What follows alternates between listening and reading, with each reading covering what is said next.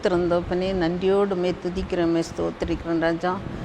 இரக்கமுள்ள தந்தையே, ராபின் மருத்துவமனை சார்பாக கர்த்தாவே, இந்த நாளில் கர்த்தாவே, இந்த உயிர்த்தெழுதல் ஆராதனை கர்த்தாவே, இதை கர்த்தாவே நாங்கள் செயல்படுத்தும் போது தேவ பிரசன்னம் கூட இருந்து கேட்குற ஒவ்வொருடைய உள்ளங்களும் உணர்வடைந்து கர்த்தாவே, நல்ல நிலத்தில் விழுந்த விதையை போல கர்த்தாவே பயந்தரத்தக்கதாக கர்த்தாவே இந்த செய்தி கர்த்தாவே ஆசீர்வாதமாக இருக்கவும், பேசுகிறோம்டைய மகளையும் உடைய ஆவியால் நிரப்பி நீர் பலப்படுத்தவும் கர்த்தருடைய கரத்தில் ஒப்படைக்கிறேன். பொறுப்படும் ஆசீர்வதியம் மீட்புள்ள ஜெபங்களும் அன்பின் தகப்பனே, ஆமென். உயிர்த்தெழுந்த ஆண்டவருக்கு துதியும் கனமும் மகிமையும் உண்டாவதாக. இந்த உயிர்த்தெழுதல் பண்டிகை கொண்டாடி கொண்டிருக்கிற உங்கள் ஒவ்வொருவருக்கும் உடையார்விளை ராபின் மருத்துவமனை சார்பாக உயிர்த்தெழுதல் நல்வாழ்த்துக்களை தெரிவித்துக் கொள்கிறேன். இந்த ப்ரோக்ராமை எங்களுக்கு ஒழுங்குபடுத்தி தந்த திரு பெட் மினிஸ்ட்ரி திரு செலின் அவர்களுக்கும் எங்களுடைய ராபின் மருத்துவமனை சார்பாக நன்றியை தெரிவித்துக் கொள்கிறேன். இதை ஒளிபரப்பாக்குவதற்கு எங்களுக்கு மிகவும் உறுதுணையாக இருந்த ஷேரன் டிவி திரு ஜஸ்டின் அவர்களுக்கும் எங்களுடைய மருத்துவமனை சார்பாக நன்றியை தெரிவித்துக் கொள்கிறேன். இதில் அநேக பாடல்கள் இடம்பெற்றிருக்கிறது. 3 பாடல்கள் இடம்பெற்றிருக்கிறது. அந்த பாடல்கள் ஒவ்வொன்றிற்கும் அழகான வார்த்தையை கொடுத்து அந்த பாடலை எழுதிய எங்கள் ஊற்றுக்குழி திருச்சபையை சார்ந்த திரு சாம் அவர்களுக்கும் என்னுடைய நன்றியை தெரிவித்துக் கொள்கிறேன்.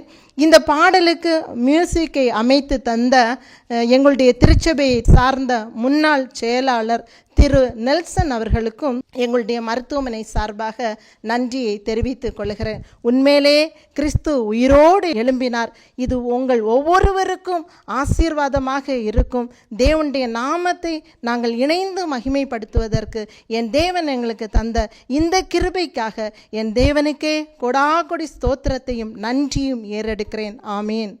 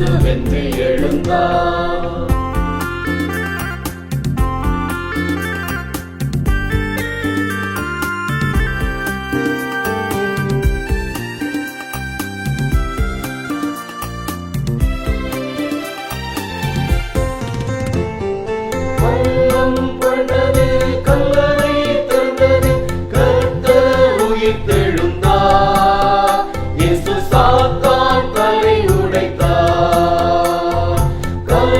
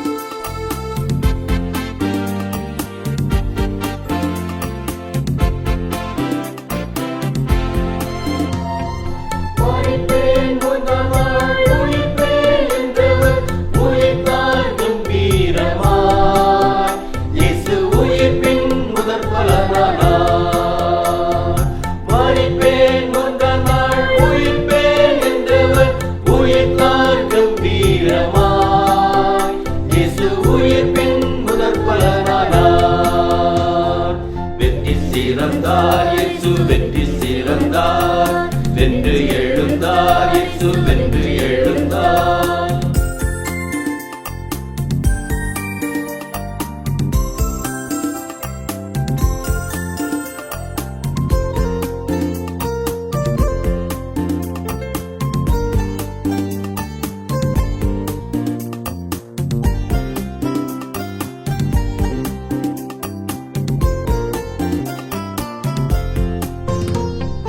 மரித்தவர் எவரும் உயிர்ப்பார் என்று உலகுக்கு சொல்லிடுவோம், நாம் மகிழ்வை கொண்டாடுவோம். மரித்தவர் எவரும் உயிர்ப்பார் என்று உலகுக்கு சொல்லிடுவோம், நாம் மகிழ்வை கொண்டாடுவோம். வெற்றி சிறந்தார், இயேசு வெற்றி சிறந்தார், வென்று எழுந்தார், இயேசு வென்று எழுந்தார். வெற்றி சிறந்தார், இயேசு வெற்றி சிறந்தார், வென்று எழுந்தார், இயேசு வென்று எழுந்தார். சாவின் குறை முறித்தார், சாவாமையை தரித்தார். சாவின் குறை முறித்தார், சாவாமையை தரித்தார். வெற்றி சிறந்தார், இயேசு வெற்றி சிறந்தார், வென்று எழுந்தார், இயேசு வென்று எழுந்தார். வெற்றி சிறந்தார், இயேசு வெற்றி சிறந்தார், வென்று எழுந்தார், இயேசு வென்று எழுந்தார்.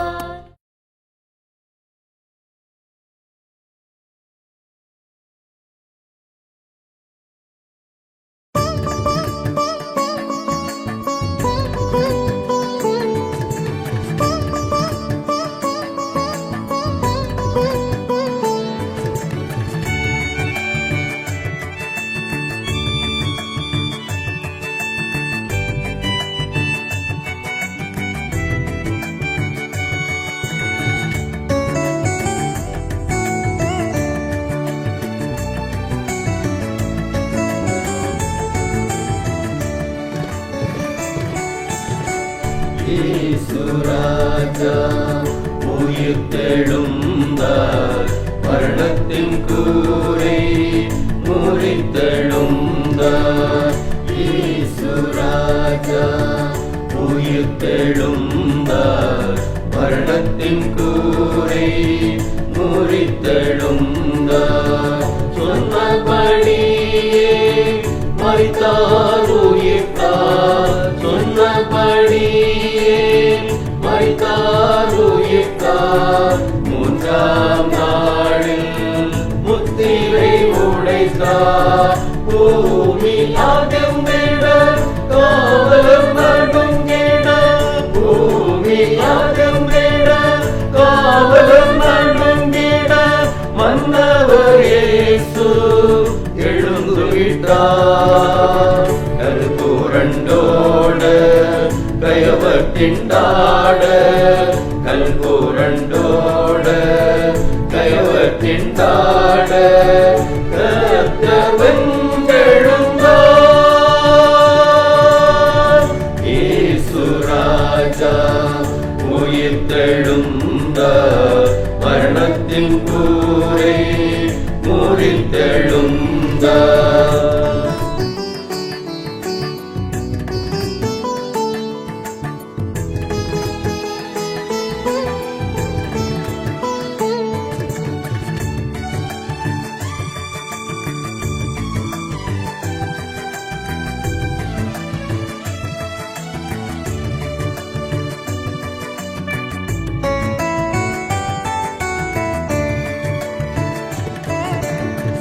அதிகாலை நேரம் ஆச்சரியம் இங்கு, அதிகாலை நேரம் ஆச்சரியம் இங்கு. ஆண்டவர் எழுந்தார், பாதாளம் வென்று, துக்க முகத்தோடு தேடி வந்தவர், துக்க முகத்தோடு தேடி வந்தவர், வெற்றி முகத்தோடு ஓடி சென்றனர். பயந்தவர் மகிழ்ந்திட, சமாதானம் பெற்றிட, பயந்தவர் மகிழ்ந்திட, சமாதானம் பெற்றிட கர்த்தர் எழுந்தார். இயேசு ராஜா உயிர்த்தெழுந்தார், மரணத்தின் கூரை முறித்தெழுந்தார்.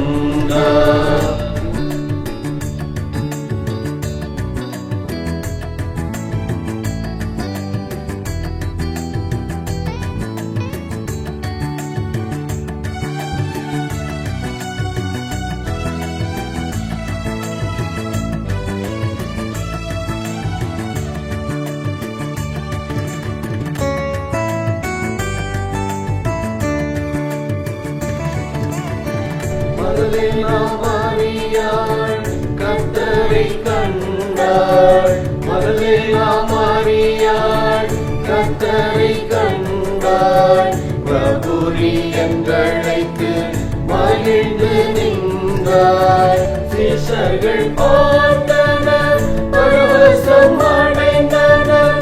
சீஷர்கள் பார்த்தனர், பரவசம் அடைந்தனர். காயத்தை காண்பித்து பேசி நின்றார்.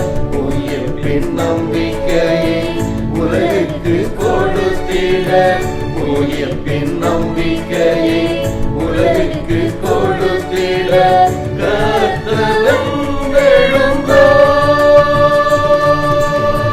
இயேசு ராஜா உயிர்த்தெழுந்தார், மரணத்தின் கூரை முறித்தெழுந்தார்.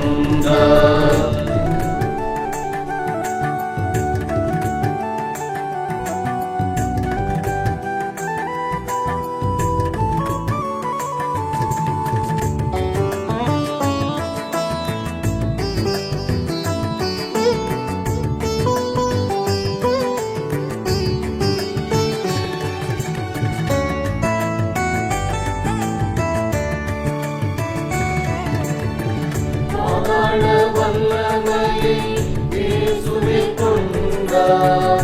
பாதாள வல்லமையை இயேசுவே கொண்டார்.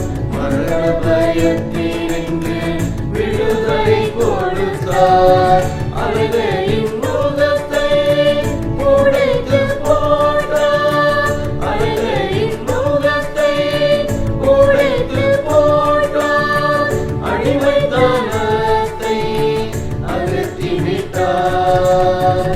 சத்தியம் வென்றிட சாவாமை தொடர்ந்திட, சத்தியம் வென்றிட சாவாமை தொடர்ந்திட கர்த்தர் எழுந்தார்.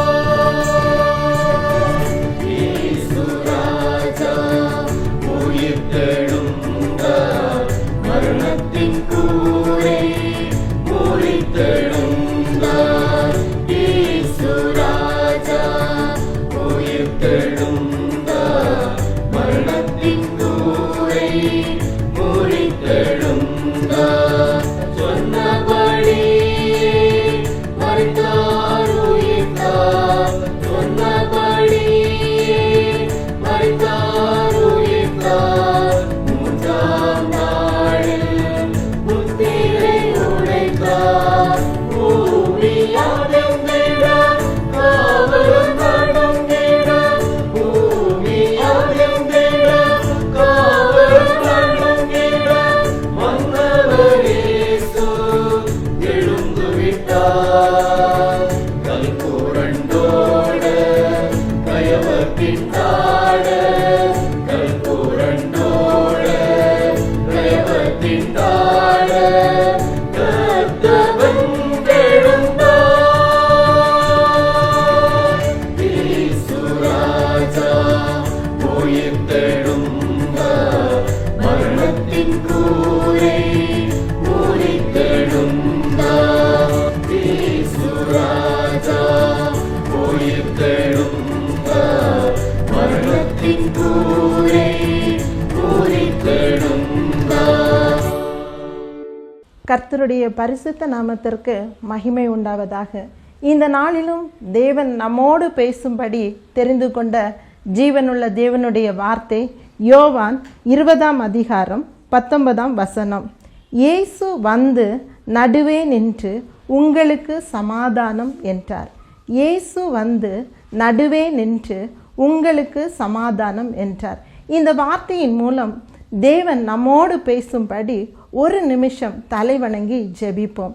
என் அன்பின் பரலோக பிதாவே, ஆண்டவரே, இந்த உயிர்த்தெழுதல் செய்தி ஒவ்வொருவருக்கும் பிரயோஜனமுள்ளதாக இருக்க என் தேவன் கிருபை தாங்க தகப்பனே. ஆண்டவரே, உம்முடைய மெல்லிய சத்தத்தை கேட்க நீர் அனுக்கிரகம் பாராட்டுங்க. அடியாளை உம்முடைய செட்டையில் மறைத்து உம்முடைய நாமம் வெளிப்பட கிருபை தாங்க. இயேசுவின் மூலம் ஜெபிக்கிறேன் பரலோக பிதாவே, ஆமீன். சென்ற நூற்றாண்டில் அமெரிக்க விஞ்ஞானிகள் சந்திரமண்டலத்திற்கு போனார்கள். அவங்க சந்திரமண்டலத்துக்கு போனதை இந்த உலகமே வியந்து பார்த்து கொண்டு இருந்தது.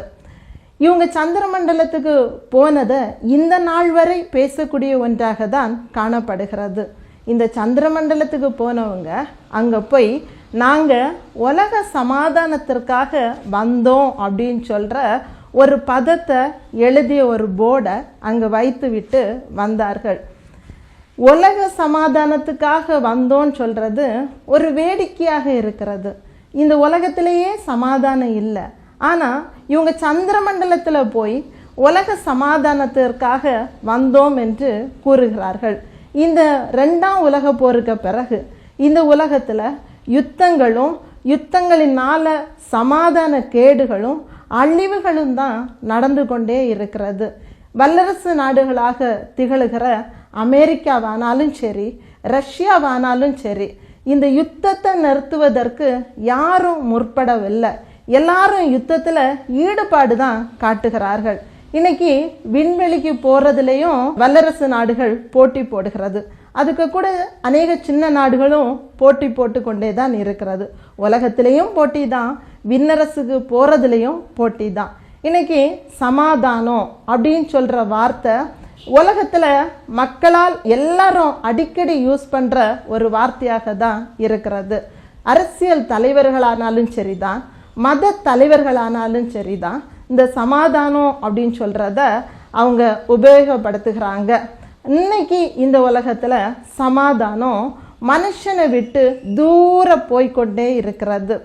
இந்த சமாதானத்துக்கு மையம் ஆண்டவராகிய இயேசு கிறிஸ்து மட்டும்தான். ஆண்டவராகிய இயேசு கிறிஸ்து இந்த உலகத்தில் வாரதுக்கு முன்னாடி பழைய ஏற்பாட்டு காலத்திலே அவரை குறித்து முன்னறிவிக்கப்பட்டு இருக்கிறது. ஆண்டவர் முன்னறிவிக்கிறார். ஏதேன் தோட்டத்தில் சர்ப்பத்தின் தலையை நசுக்கி ஒரு ஸ்திரீயின் வித்தாக ஆண்டவர் வெளிப்படுவார் என்று குறிப்பிடப்பட்டிருக்கிறது. கிறிஸ்து பிசாசு சமாதானத்தை இழக்கச் செய்கிறான். அவனுடைய தலையை அவர் நசுக்கி அவர் வெற்றி சிறந்தவராக தான் கிறிஸ்து இந்த உலகத்துக்கு வந்தார். அதாவது பழைய ஏற்பாட்டு காலத்திலேயே இந்த இயேசு கிறிஸ்துவை பற்றி சொல்லும் பொழுது இவர் சமாதான பிரபு என்று குறிப்பிடப்பட்டிருக்கிறது. சகரியா தீர்க்கதரிசி அவருடைய தீர்க்க தரிசன புத்தகத்தில் அவர் குறிப்பிடும் பொழுது அவர் என்ன சொல்லுகிறார்னா, இவர் கழுதையின் மேலும் கழுதை குட்டியின் மேலும் ஏறி பவனி வருவார் என்று குறிப்பிடப்பட்டிருக்கிறது. கிறிஸ்து கழுதை சமாதானத்தை குறிக்கிறது, குதிரை யுத்தத்தை குறிக்கிறது. நம்முடைய ஆண்டவர் சமாதான பிரபுவாக இந்த உலகத்துக்கு வருவார். ஆண்டவராகிய இயேசு கிறிஸ்து இந்த உலகத்தில் பிறந்த பொழுது தேவதூதர்களெல்லாம் நின்று பாடிய ஒரு பாடல் தான் பூமியிலே சமாதானம் என்று பாடினார்கள். சிமியோன் என்பவர் இந்த பிள்ளைய தேவ பிள்ளைய ஆலயத்திற்கு கொண்டு செல்லும் பொழுது அவர் கையில ஏந்தி அடியானை சமாதானத்தோட காணவிடும் என்று குறிப்பிடுகிறார். கிறிஸ்து இந்த உலகத்தில் அவர் ஊழியம் செய்த நாட்களில் எல்லாருக்கும் அவர் சமாதானத்தை அருளி செய்கிறவராக காணப்பட்டார். வியாதியாக இருந்தவர்களுக்கு அந்த வியாதியிலிருந்து விடுதலையை கொடுத்து அவர் சமாதானத்தை கொடுத்தார். பிசாசின் கட்டுகளில் இருந்தவருக்கு அந்த கட்டுகளிலிருந்து விடுதலை ஆகி அவர் சமாதானத்தை கொடுக்கிற ஒரு ஜீவனுள்ள தேவனாக தான் வெளிப்பட்டார். இன்னைக்கு இந்த உலகத்தில் மனுஷன் சமாதானம் அற்ற ஒரு சூழ்நிலை தான் மனுஷனுடைய வாழ்க்கையில் காணப்படுகிறது. வியாதியின் மற்றும் அவன் சமாதானம் அற்றவனாக காணப்படுகிறான். மன உளைச்சலினால அவன் சமாதானம் அற்றவனாக காணப்படுகிறான். அவனுக்கு வாழ்க்கையில் வருகிற பிரச்சனைகள் அவனுடைய சமாதானத்தை இழக்கச் செய்கிறது. ஆண்டவராகிய இயேசு கிறிஸ்து என்ன சொல்லுகிறார் என்றால், இந்த உலகம் தரக்கூடிய சமாதானம் அல்ல, மெய்யான ஒரு சமாதானத்தை நான் உங்களுக்கு தருகிறேன் என்று அவர் சொல்லுகிறார். அவர் சொல்லுகிற வண்ணமே அவர் சமாதானத்தை அருளி செய்கிற தேவனாக இருக்கார். கிறிஸ்து எதுக்காக சிலுவைக்கு போனார்? அவர் நமக்கு சமாதானத்தை உண்டு பண்ணும் ஆக்கினைக்காக தான் கிறிஸ்து சிலுவைக்கு போனார். அந்த கிறிஸ்து சிலுவையில இருந்து அவர் மரித்து அடக்கம் பண்ணப்பட்டு உயிரோடு எழும்பின உடனேயே அவருடைய சீஷர்களுக்கு தரிசனமாகி 3 டைம் சமாதானம் அப்படின்னு சொல்லிட்டு சொல்லுகிறார். இந்த யோவான் 20ஆம் அதிகாரம் 19ஆம் வசனத்துல இருந்து 29ஆம் வசனம் வரை பார்க்கும் பொழுது, உயிர்த்தெழுந்த ஆண்டவர் சீஷர்களுக்கு சமாதானம் அப்படின்னு சொல்றது அங்கு குறிப்பிடப்பட்டிருக்கிறது. முதல்ல பயந்து கொண்டு இருந்த சீஷர்களை பார்த்து சொல்லுகிறாரு சமாதானம்னு. ஆண்டவரை பார்த்த உடனே சீஷர்கள் எல்லாம் சந்தோஷப்படுகிறாங்க. அப்படி சந்தோஷப்பட்ட சீஷர்களை பார்த்து சொல்லுகிறாரு உங்களுக்கு சமாதானம்னு சொல்லுகிறாரு. 8 நாளைக்கு பிறகு திரும்ப வந்து அவர் பேதுருவை தேடி சமாதானம் அப்படின்னு சொல்லிட்டு, விசுவாசித்தால் சமாதானம் அப்படின்னு சொல்லிட்டு ஆண்டவர் சொல்லுகிறார். நாம் இதை குறித்து தான் இப்பொழுது தியானிக்க போகிறோம். முதல்ல நம்ம பார்க்கும் பொழுது ஆண்டவர் பயந்த சூழ்நிலையில இருந்தவர்களை பார்த்து சமாதானம் சொல்லுகிறாரு. இந்த யோவான் 19:20 குறிப்பிடப்பட்ட வண்ணமாகவே அவர் வந்து நடுவே நின்று உங்களுக்கு சமாதானம் என்று அவர் குறிப்பிடுகிறார். ஆண்டவராகிய இயேசு கிறிஸ்துவ சிலுவையில் அறைந்து அவர் அடக்கம் பண்ணப்பட்ட பொழுது அங்கு சீஷர்களுக்குள்ள ஒரு பெரிய பயமும் திகிலும் நடுக்கமும் உண்டாயிற்று. கிறிஸ்துவை பிடித்த உடனே சீஷர்கள்லாம் அவரை விட்டு ஓடி போயிட்டாங்க. ஆண்டவர் மட்டும் தனிமையாக தான் அங்கு காணப்படுகிறார். சிலர் அவரை மறுதளித்தாங்க. பேதுரு சொல்ற நேரத்துல அவர் சத்தியமா எனக்கு இவரை தெரியாதுன்னு சொல்லுகிறார். யோவான் அவருடைய சிலுவையில் அண்டையில அவர் வந்து நின்றார் என்று குறிப்பிடப்படுகிறது. இப்படி இயேசு கிறிஸ்துவின் அந்த சிலுவை பாடுகளின் போது சீஷர்கள் எல்லாரும் அவரை விட்டுட்டு போயிட்டாங்க. இந்த சீஷர்களுக்குள்ள ஒரு பயம். என்ன பயம்னா, கிறிஸ்துவுக்கு கூட நம்ம இருந்ததுனால அவரை பிடிச்சு சிலுவையில் அரைஞ்சாச்சு, அடுத்தது நம்மளை பிடித்து அவர்கள் எதையாவது செய்து விடுவார்களோ என்ற ஒரு பயம் அவர்களுக்குள்ளாடி ஏற்பட்டு இருந்ததுனால அவங்க என்ன செய்கிறாங்கன்னா, சீஷர்கள் எல்லாம் கூடி மேல் வீட்டுல அவங்க கதவை பூட்டிட்டு எல்லாரும் உள்ளுக்கு இருக்கிறாங்க. யூதர்களுக்கு பயந்ததுனால பூட்டிய கதவுக்குள்ளாடி அவர்கள் இருந்தார்கள் என்று வேதத்தில் குறிப்பிடப்பட்டு இருக்கிறது. அந்த பூட்டிய கதவுக்கு உள்ள ஆண்டவர் போய் பயந்த சூழ்நிலையில் இருந்த அந்த சீஷர்ல பார்த்து ஆண்டவர் சொல்லுகிறார் உங்களுக்கு சமாதானம் என்று சொல்லுகிறார். ஆம், கிறிஸ்துவுக்குள் மிகவும் பிரியமானவர்களே, இந்த நாளிலும் கூட, இந்த உயிர்த்தெழுதல் பண்டிகையிலும் கூட பயந்த ஒரு சூழ்நிலையில இருக்கிறீங்களா? உங்க ஒவ்வொருவரையும் ஆண்டவர் பார்த்து சொல்லுகிற காரியம் உங்களுக்கு சமாதானம், பயப்படாதிருங்க, உங்களுக்கு சமாதானம் என்று சொல்லுகிறார். ஆண்டவராகிய இயேசு கிறிஸ்து இந்த உலகத்துல சுற்றி திரிந்த நாட்கள்ல அவர் அண்டையில அநேகர் வந்தாங்க. அவங்கள பார்த்து ஒரே ஒரு கேள்வி தான் கேட்கிறாரு. அவங்கள பார்த்து அவர்களுக்கு சமாதானம் அப்படின்னு சொல்லிட்டு தான் ஆண்டவர் சொல்லுவதை நாம் வேதாகம் முழுவதும் நாம் புரட்டி பார்க்கும் பொழுது நாம் பார்க்க முடிகிறது. யோவான் 8ஆம் அதிகாரத்துல ஒரு அழகான ஒரு சம்பவம் குறிப்பிடப்பட்டு இருக்கிறது. ஆண்டவர் 5 அப்பத்தையும் 2 மீனையும் அவர் கொடுத்த பிறகு சொல்லப்பட்டு இருக்கிற சம்பவம் என்னன்னா, சீஷர்கள்ட்ட சொல்லுகிறார் நீங்க அக்கறைக்கு போங்க அப்படின்னு சொல்லி சீஷர்களை அனுப்பிட்டு ஆண்டவர் ஜெபம் பண்ணிட்டு இருக்கிறார். அந்த நேரத்தில் சீஷர்கள் எல்லாம் என்ன செய்யறாங்கன்னா, எல்லாரும் சேர்ந்து ஒரு படகை எடுத்துக்கொண்டு அக்கறைக்கு போறாங்க. அப்படி அக்கறைக்கு போகிற வழியிலேயே திடீர்னு ஒரு பெரிய புயல் எழும்புகிறது, திடீர்னு காற்று அடிக்கிறது. இவங்களுக்கு பயம் ஏற்பட்டு விட்டது. என்ன பயம்னா, இந்த படகு கமுந்து விடுமோ என்ற ஒரு பயம் ஏற்பட்டது. ஆண்டவர் கடலின் மேல் நடந்து சென்று பயந்த சூழ்நிலையில் இருந்த அந்த சீஷர்ல பார்த்து ஆண்டவர் சொல்லுகிறாரு, பயப்படாதுங்க அப்படின்னு சொல்லுகிறார். இன்னைக்கு ஆண்டவரே தேடி வந்து பயப்படாதுங்க அப்படின்னு சொல்லிட்டு ஆண்டவர் குறிப்பிடுகிறார். உயிர்த்தெழுந்த ஆண்டவர், அவர் யாருடைய கைக்கும் விட்டு கொடுக்காத தேவன். சீஷர்கள் மனுஷனுக்கு பயந்து இருந்தார்கள், யூதருக்கு பயந்து இருந்தார்கள், ரோமர்களுக்கு பயந்து இருந்தார்கள். கடல்ல போர் நேரம் படகு கமிழ்ந்துருமோன்னு சொல்லி பயந்து இருந்தாங்க. அவ யார் கையிலையும் ஆண்டவர் விட்டு கொடுக்கல. ஆண்டவர் இன்னைக்கும் நம்ம பயந்து கொண்டு இருக்கிறோமோ, ஏதோ ஒரு காரியத்தை குறித்து இது என்ன ஆகுமோ, எப்படி நடக்குமோ, நான் என்ன செய்வேன் அப்படின்னு சொல்ற பயத்தோடு இந்த செய்தியை கேட்டுக்கொண்டிருக்கிற உங்க ஒவ்வொருவரையும் அவர் பார்த்து சொல்லுகிறார், அவர் விட்டு கொடுக்காத ஒரு தேவன். அந்த தேவன் ஒருபோதும் நம்மளை கைவிட மாட்டார். பயந்து கொண்டு இருக்கிறவர்களை பயப்படாதுங்க, உங்களுக்கு சமாதானம் என்று உயிர்த்தெழுந்த ஆண்டவர் சொல்லுகிறார். அப்போஸ்தல நடபடிகள் புத்தகம் முழுவதையும் நம்ம பார்க்கும் பொழுது அங்கு இயேசு கிறிஸ்துவுடைய சீஷர்களை பத்தி குறிப்பிடப்பட்டிருப்பதை நம்ம பார்க்க முடிகிறது. பேதுரு, பவுல் பத்தி அங்க அதிகமாக சொல்லப்பட்டு இருக்கிறது. இவங்க இயேசு கிறிஸ்து உயிரோடு எழும்பினார் அப்படின்னு உள்ள செய்தியை மக்கள் மத்தியில அறிவிக்கிறதற்காக அவர்கள் பட்டணம் தோறும் கிராமம் தோறும் அவங்க கடந்து போனாங்க. ஆனா ஒரு கூட்டம் ஜனங்கள், யூதர்களும் ரோமர்களும் இவங்களுக்கு எதிராக அவர்கள் செயல்பட்டாங்க. இந்த பவுலும் பர்னபாவும் எங்கெல்லாம் போகிறாங்களோ, எந்த பட்டணத்துக்கெல்லாம் போகிறாங்களோ அந்த பட்டணத்துக்கு இவங்க போய் அங்க ஒரு கூட்டம் ஜனங்களை இவங்களுக்கு அகெயின்ஸ்டாக அவங்க என்ன செய்கிறாங்கன்னா எழுப்புகிறாங்க.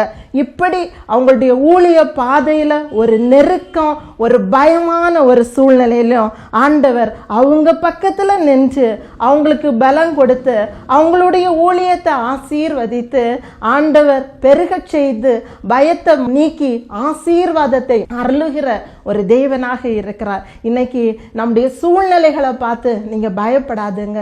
சூழ்நிலை எப்படி இருந்தாலும் சரிதான், ஆண்டவர் நிச்சயமாகவே பயத்தை நீக்குவதற்கு வல்லமை உள்ளவராக இருக்கிறார். அவர் சொல்லுகிறார், நீ பயப்படாத, நான் உன் கூட இருக்கிறேன்னு. பாருங்க, அந்த ஆண்டவர் நமக்கு கூட இருந்து நம்முடைய எல்லா பயத்தையும் அவர் மாற்றி போடுகிறவராக இருக்கிறார். அவர் சொல்லும் பொழுது, இன்னும் வேதாகமத்தை புரட்டி பார்க்கும் பொழுது ஆண்டவர் சொல்லுகிற ஒரு காரியம் என்னன்னா, நீ ஒன்றையும் குறித்து கவலைப்படாத. உனக்கு என்ன கஷ்டம், உனக்கு என்ன பயம் இருக்குதோ, நீ ஸ்தோத்திரத்திற்குரிய ஜெபத்தினாலே எனக்கு தெரியப்படுத்து அப்படின்னு சொல்லிட்டு ஆண்டவர் சொல்லுகிறார். ஏசாயா 41:2 பார்க்கும் பொழுது, நான் உன் வலது கரத்தை பிடித்து நான் உன்னை நடத்துவேன், நீ பயப்படாதன்னு சொல்லுகிறார். இன்று உயிரோடு எழும்பின தேவன், அவர் நம்முடைய வலது கரத்தை பிடித்து கொண்டு இருக்கிறார். ஒரு காரியத்தை குறித்தும் பயப்படாதுங்க. அவர் நிச்சயமாகவே சொன்னதை செய்கிற தேவனாக அவர் இருக்கிறார். பயப்படுகிற சூழ்நிலை எதுவாக இருந்தாலும் பரவாயில்லை, அவர் உன்னுடைய வலது கரத்தை பிடித்து கொண்டிருக்கிறார். பயப்படுகிற ஒவ்வொருவருக்கும் உயிர்த்தெழுந்த ஆண்டவர், பயப்படாதிருங்கள், நான் உங்களுக்கு சமாதானத்தை அருளுகிறேன் என்று ஆண்டவர் குறிப்பிடுகிறார். இரண்டாவதாக நாம் பார்க்கும் பொழுது, அவரை கண்டு சந்தோஷப்படுகிறவர்களை பார்த்து அவர் உங்களுக்கு சமாதானம் என்று சொல்லுகிறார். இந்த யோவான் 20:20 பார்க்கும் பொழுது, இயேசு அந்த பூட்டின வீட்டுக்குள்ளாடி பிரவேசித்து சீஷர்களுக்கு அவருடைய கையில் இருக்கிற காயத்தை காட்டி கொடுக்கிறாரு. அடுத்தது என்ன செய்கிறாருன்னா, தன்னுடைய விழாவை காட்டி கொடுக்கிறாரு. இதை பார்த்த சீஷர்களுக்கு பயங்கரமான ஒரு சந்தோஷம். உயிர்த்தெழுத ஆண்டவரை நாங்க பார்த்துட்டோமே அப்படின்னு சொல்லி அவங்க சந்தோஷப்படுகிறாங்க. அப்படி சந்தோஷப்பட்ட சீஷர்களை பார்த்து ஆண்டவர் சொல்லுகிறாரு, சமாதானம் அப்படின்னு சொல்லிட்டு சொல்லுகிறாரு. இந்த உலகத்துல சந்தோஷம், அதாவது எல்லா மனிதனுடைய ஆசையும் சந்தோஷமா இருக்கணும்னு தான் எல்லா மனிதர்களும் ஆசைப்படுவாங்க. ஆனால் சில நேரத்தில் சமாதானம் இல்லாமல் சந்தோஷம் இல்லாத சூழ்நிலைகள் ஏற்படுகிறது. அந்த சந்தோஷத்துக்கான வழி நம்மளுக்கு கரெக்டாக தெரிஞ்சிருந்தா கண்டிப்பாக இந்த உலகத்தில் நம்ம சந்தோஷமாக இருக்கலாம். சந்தோஷத்தை நம்ம பார்க்கும் பொழுது ரெண்டு விதமா சொல்லலாம். ஆண்டவருக்கு கூட இருக்கும் பொழுது வரக்கூடிய சந்தோஷம், இந்த சந்தோஷம் ஒரு பேரின்ப சந்தோஷம். இந்த சந்தோஷம் நமக்கு சமாதானத்தை தருகிறது. இந்த உலகத்துக்கு கூட இருக்கிற நேரம் வரக்கூடிய ஒரு சந்தோஷம் ஒரு சிற்றின்ப சந்தோஷம். இந்த சந்தோஷம் நமக்கு நிரந்தரமானது கிடையாது. இது நம்முடைய சமாதானத்தை கெடுக்கக்கூடியதாக இருக்கிறது. இளையகுமாரனுடைய அந்த கதையில நம்ம பார்க்கும் பொழுது அவன் தகப்பனுக்கு வீட்டுக்கு உள்ளதான் இருக்கிறான். தகப்பனுக்கு வீடு எப்படிப்பட்டது? பேரின்பம் நிறைந்த சந்தோஷமும் சமாதானமும் உண்டு பண்ணுகிற ஒரு இடம்.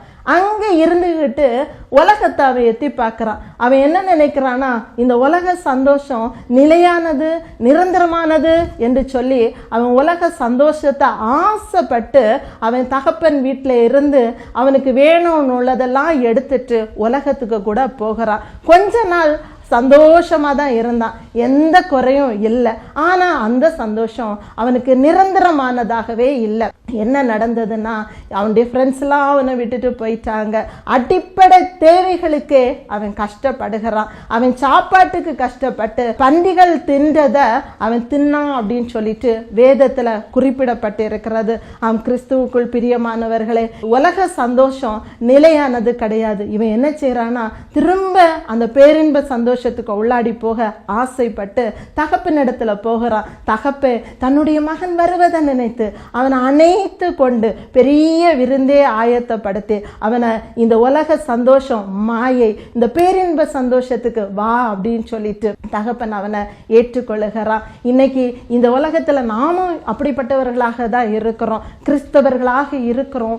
எத்தனை பேருடைய வாழ்க்கையில கிறிஸ்து நம்மோடு கூட இருக்கிறார். நம்ம கிறிஸ்துவோடு இருந்தாதான் பேரின்ப சந்தோஷமும் சமாதானத்தையும் நாம் பெற்றுக்கொள்வோம். கிறிஸ்து இல்லாத ஒரு வாழ்க்கை நம்ம சமாதானத்தை நமக்கு தராது. வேத புத்தகத்தை எடுத்துக்கொண்டு நடக்கிறோம். வேத புத்தகத்தில் உள்ள வசனம் எத்தனை பேருக்கு இருதயத்துக்கு உள்ள இருக்குது? இந்த வார்த்தை, ஆண்டவருடைய வார்த்தை எத்தனை பேரை வழி நடத்துது? இந்த வார்த்தை உன் வாழ்க்கையில் நடத்துமானால் நிச்சயமாகவே ஆண்டவர் தரக்கூடிய அந்த மெய்யான சந்தோஷத்தை, அந்த பேரின்ப சந்தோஷத்தையும் சமாதானத்தையும் பெற்றுக்கொள்வோம்.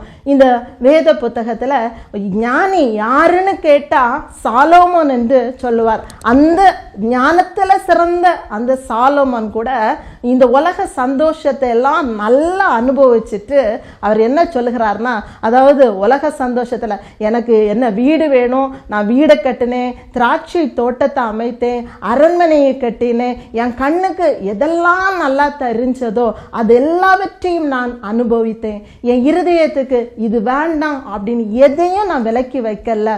மொத்தத்துல இந்த உலகத்துல எதெல்லாம் சந்தோஷத்தை தருமோ எல்லா சந்தோஷத்தையும் நான் அனுபவித்தேன். ஆனா இந்த சந்தோஷம் நம்மளுக்கு நிரந்தரமானது கிடையாது. அவர் அழகா பிரசங்கில சொல்லும் பொழுது சொல்லுகிறார், மாயை மாயை, சூரியனுக்கு கீழே எல்லாம் மாயை என்று பிரசங்கி 2ஆம் அதிகாரம் 11ஆம் வசனத்துல குறிப்பிடப்பட்டிருப்பதை நம்ம பார்க்க முடிகிறது. ஆம் கிறிஸ்துவுக்குள் பிரியமானவர்களே, இந்த உலகம் தரக்கூடிய சந்தோஷம் அது ஒரு மாயையானதாக தான் காணப்படும். கிறிஸ்து தரக்கூடிய சந்தோஷம் நமக்கு சமாதானத்தை உண்டு பண்ணுகிறதாக இருக்கிறது. இன்னைக்கு இந்த உலகத்துல எனக்கு சந்தோஷம் இல்லையே, எனக்கு சமாதானம் இல்லையேன்னு கலங்குறோமா? நீ இயேசுவை நோக்கி பார். அந்த சீசர்கள் உயிர் தெளிந்த ஆண்டவரை பார்த்த உடனேயே சந்தோஷப்பட்டாங்க. நாங்க இயேசுவை கண்டுட்டோம். நீங்க இயேசுவை காண்கிற ஒவ்வொருவருக்கும் அவர் சமாதானத்தை அருளுகிற தேவனாக இருக்கிறார்.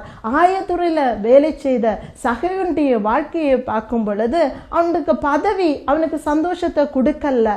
அவன் நிறைய ஏழைகளை ஒடுக்கி அநேக பணத்தை சம்பாதித்தான் என்று குறிப்பிடப்பட்டிருக்கிறது. அந்த பணம் அவனுக்கு சந்தோஷத்தை கொடுக்கல. அவன் என்ன செய்கிறான்னா, ஆண்டவரை பார்க்கணும்னு ஆசைப்படுறான். அதனால அத்திமரத்துக்கு மேலே யாரு இருக்கிறான், அவன் ஆசைப்பட்ட ஆண்டவரை பார்க்கணும்னு. ஆண்டவர் அவனை அனார்ந்து பார்த்து, சகைவே நீ இறங்கி வா, நான் உன் கூட வாரேன் அப்படின்னு சொல்லிட்டு ஆண்டவர் சொல்லுகிறார். உடனே சகைவு ஆண்டவரை பார்த்து சொல்லுகிறான், நான் பதவி ஆசை பிடித்தவனாக இருந்தேன், நான் அநியாய சம்பாத்தியம் உள்ளவனாக இருந்தேன், நான் ஏழைகளை ஒடுக்கினேன். தன்னுடைய தவற ஆண்டவரை பார்த்த உடனே அவன் ஒத்துக்கொண்டு அவனை திருத்திட்டான். அதனாலதான் கிறிஸ்து அவனுக்கு வீட்டை வீட்டில் போய் அவனுக்கு கூட அவர் போஜனம் பண்ணி அவனுக்கு சமாதானத்தை அருளுகிற தேவனாக இருந்தார். கிறிஸ்துவுக்குள் பிரியமானவர்களை, இயேசுவை நம்ம நோக்கி பார்க்கும் பொழுது உண்மையிலே நம்ம அந்த சமாதானத்தை பெற்றுக்கொள்வோம் சொல்றல எந்த விதமான சந்தேகமும் இல்லை. வேதம் என்ன சொல்லுகிறதுனா, உம்முடைய வேதத்தை நேசிக்கிறவர்களுக்கு மிகுந்த சமாதானத்தை அவர் அருளி செய்வார். இந்த உலகத்துல நீ ஒரு பெரிய வசதி உள்ளவனாக இருக்கலாம், நல்ல படிப்புள்ளவனாக இருக்கலாம், நிறைய சம்பாதிக்க கூடியவனாக இருக்கலாம். ஆனா ஆண்டவர் வேத வசனம் உன் வாழ்க்கையில இல்லைன்னா அது உண்மையான ஒரு சந்தோஷம், ஒரு சமாதானத்தை தரக்கூடியதாக இருக்காது. அதனாலதான் சங்கீதம் 4:8 சமாதானத்தோடே படுத்து நித்திரை செய்வேன், கர்த்தர் ஒருவரே என்னை சுகமாய் தாங்க பண்ணுகிற தேவன். இன்னைக்கு எத்தனை பேர் நித்திரைக்கு கடந்து போகிற நேரம் சமாதானம் இல்லாதவர்களாக அழுது புலம்பிக் கொண்டு இருக்கிறாங்க.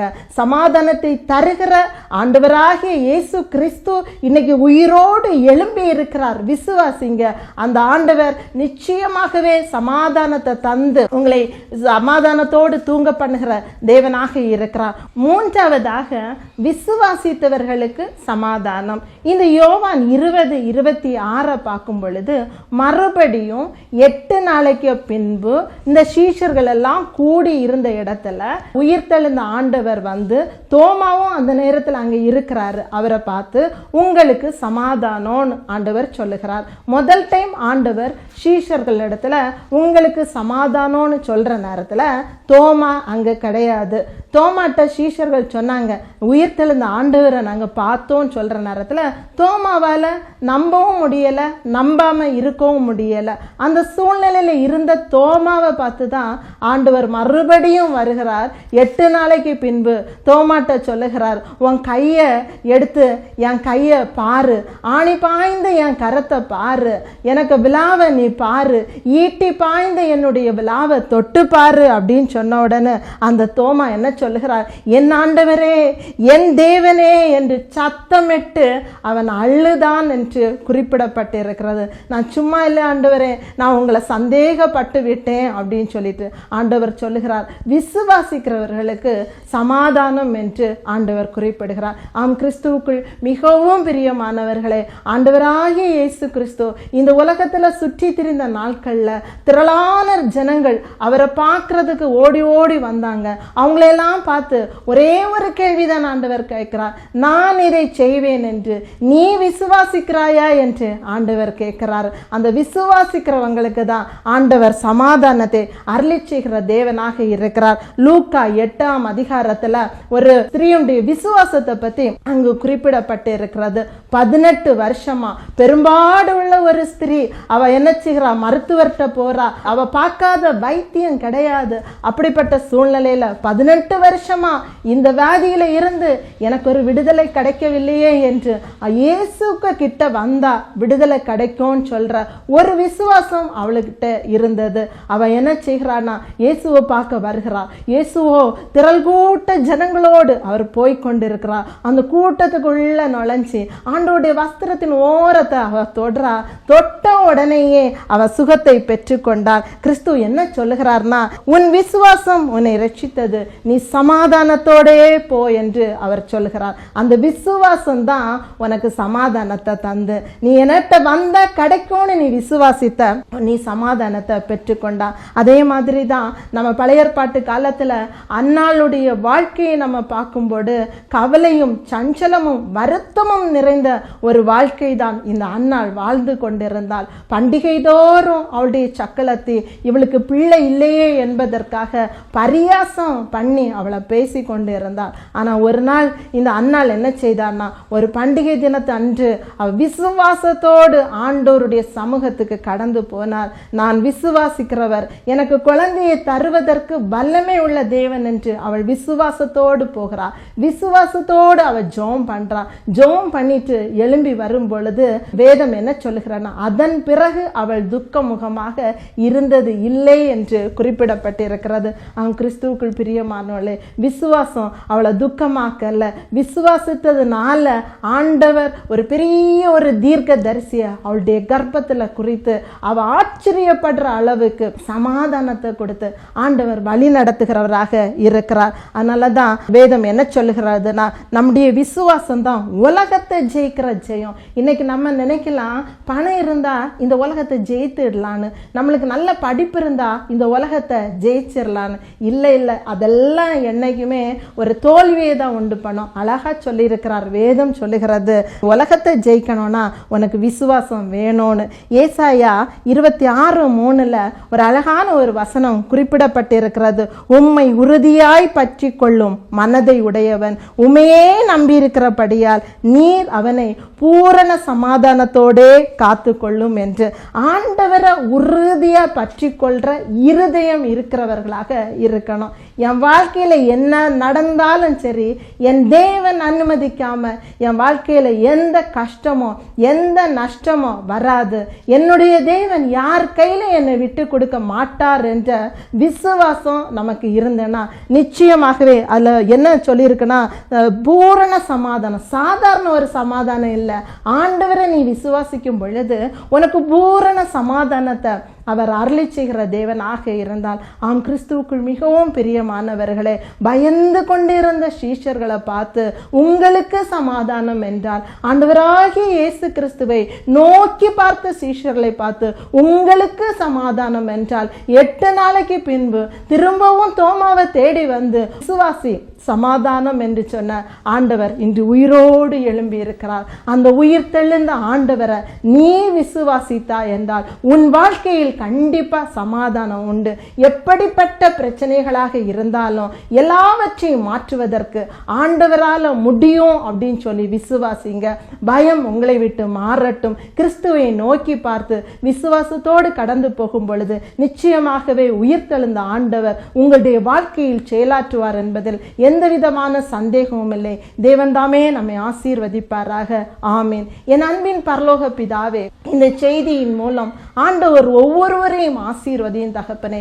பயத்தோடு கேட்டுக்கொண்டிருந்த உம்முடைய பிள்ளைகளை நீர் கண்ணோக்கும் தகப்பனே. அவர்களுடைய பயம் அவர்களை விட்டு முற்றிலும் மாறி போகட்டும் அப்பா. பயந்த சூழ்நிலையில் இருந்த சீஷர்களுக்கு சமாதானத்தை அருளிச்சுகிற தேவன் இன்றும் ஜீவன் உள்ளவராக இந்த உலகத்துல சுற்றி திரிகிறவராக இருக்கிறீரே தகப்பனே. உம்முடைய பரிசுத்த ஆவியை பெற்றுக்கொண்டு பயம் மாறி போக கிருபை தர வேண்டும் என்று ஜெபிக்கிறேன் தகப்பனே. இயேசுவை பார்த்த சீஷர்கள் சந்தோஷப்பட்டது போல உயிரோடு எழும்பின இயேசுவை நாங்கள் ஒவ்வொருவரும் நோக்கி பார்க்கும் பொழுது எங்களுடைய வாழ்க்கையில் நீ சமாதானத்தை தருவதற்கு வல்லமை உள்ளவராக இருக்கிறீர் தகப்பனே. ஆண்டவரே, எங்களுடைய விசுவாசம் எப்படிப்பட்டதாக இருக்கிறது? எங்களுடைய வாழ்க்கையில் நடக்கிற சூழ்நிலைகளை பார்த்து நாங்கள் பயந்து கலங்கி கொண்டு இருந்தாலும் என் தேவனை விசுவாசிக்கும் பொழுது ஆண்டவரே நீர் சமாதானத்தை தந்து வழி நடத்துகிற தேவன். இதை கேட்கிற ஒவ்வொருவருக்கும் என் ஜீவனுள்ள தேவன், உயிரோடு எழும்பின என் தேவன் சமாதானத்தை கட்டளையிட்டு ஆண்டவரை வெற்றியுள்ள சமாதானம் நிறைந்த வாழ்க்கை வாழ கிருபை தருவாராக. இயேசுவின் மூலம் ஜெபிக்கிறேன் என் அன்பின் பரலோக பிதாவே. ஆமீன்.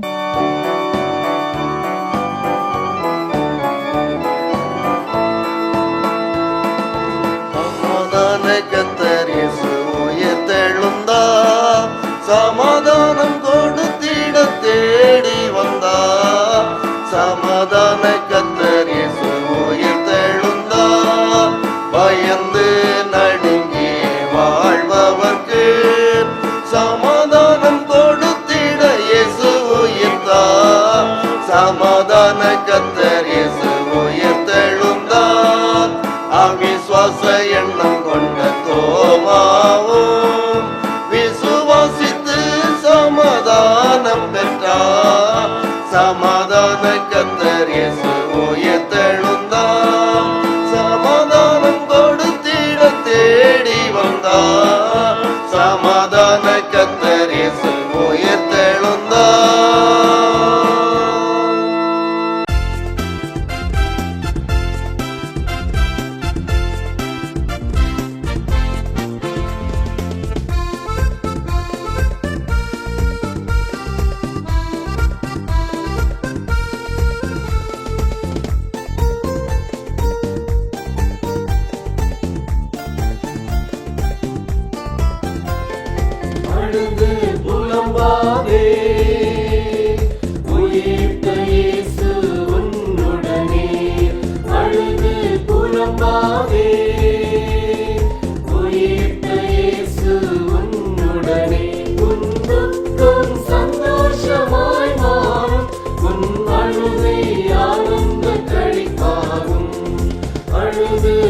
புலம்பாதே.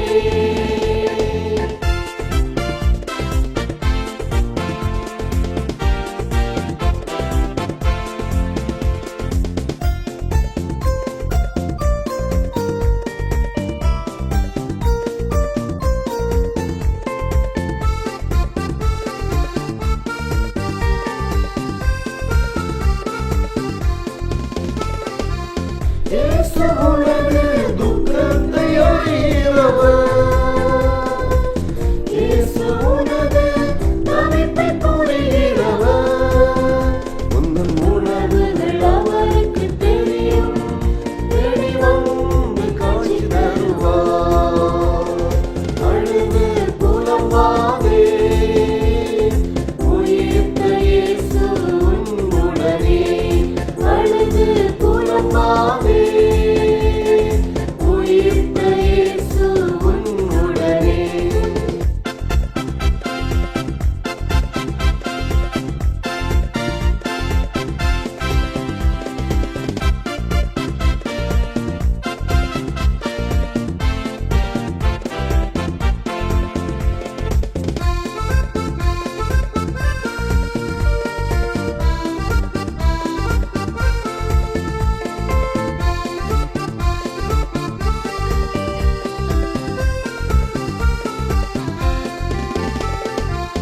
இருளுக்கு பின் வெளிச்சம் உதித்துவிடும். வாஞ்சை விருப்பம் அப்போது நிறைவேறும். தடைக்கல்லும் உருண்டு போகும். தத்தளிப்புகள் நீங்கிவிடும். அழுது புலம்பாதே. உயிர்த்த இயேசு